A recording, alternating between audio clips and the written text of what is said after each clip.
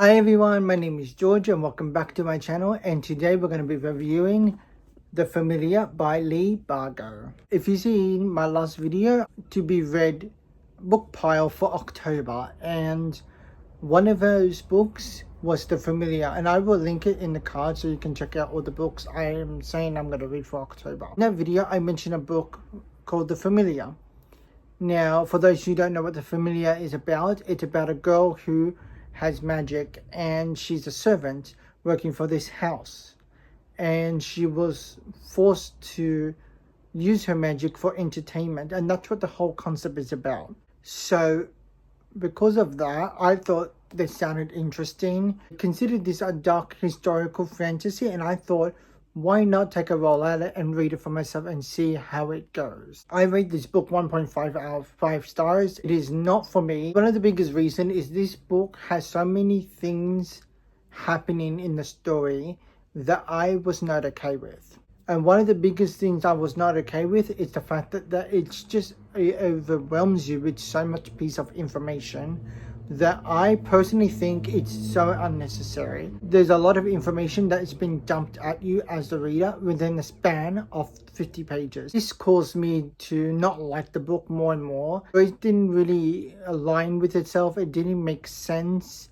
in the story compartment for me personally, and because there was so much information, I could not follow along with the story, and there was a lot of what I personally understood it to be contradictions against each other with specific words and different phrases and all of those in between. Because of that, it just didn't line up with the pacing as well, and I can't express the amount of distraught I had trying to read that, because there was a lot of information being thrown at me, and there was a lot of repeated information being thrown at me as well, and I'm aware that this is happening. You're beating me over the head with the same piece of information over the span of 50 pages. Like, I don't need to know that. You mentioned this once, not twice, but 3 times.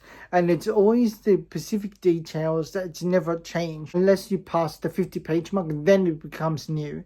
When I read books in general, I like to read up to page 50, because I like to know if the story actually evolves or change or become better. And after page 50, that is when I determine whether the book is good or I need a little bit more information to really determine. Often by the page 100 is when I truly know whether the book is good or not. For page 50, 24 pages later, it just made me want to stop and not pick this book up. And I find it very hard to pick it up at times because of the way it was written. It felt like it was dragging itself out with certain details that I personally thought, why this was here. And I had to look it up online because I felt like I was reading very different stories, and stories that feels like it's trying to go together, but it doesn't feel like that. And that's also because of the pacing, because it's so overly talked about in the historical setting, like what's going on there,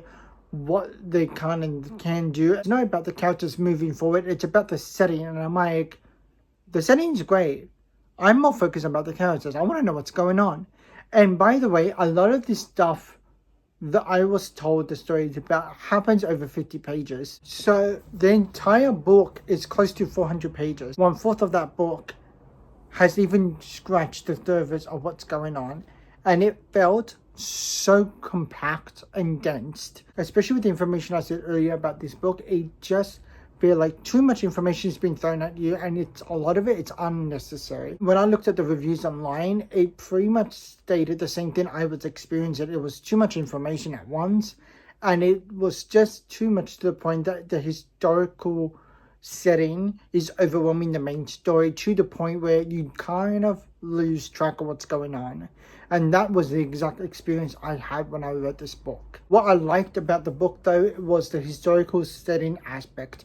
The way the author explained about the world and what's going on in the social aspect, not the character point of view, was beautiful. I think it was really beautifully written, and I can see why she's well known for what she does. Her writing is very good. However, when it comes to characters and the development of the characters in the story arc, I could not see it because it was just overwhelmed by the historical aspect of this book. I know that the author also wrote Shadow and Bone. I've seen the show. It's really good. And I am willing to read some of her other work just to see if it's not the same as this one. Now, I won't say not to read this book if you are interested by the concept and you sound like, oh, this is brilliant, I want to read this. I will not stop you, and in fact I encourage you to read it because it's such a good book in the concept. But I will say you're going to go through a big jungle of information that it's just so unnecessary.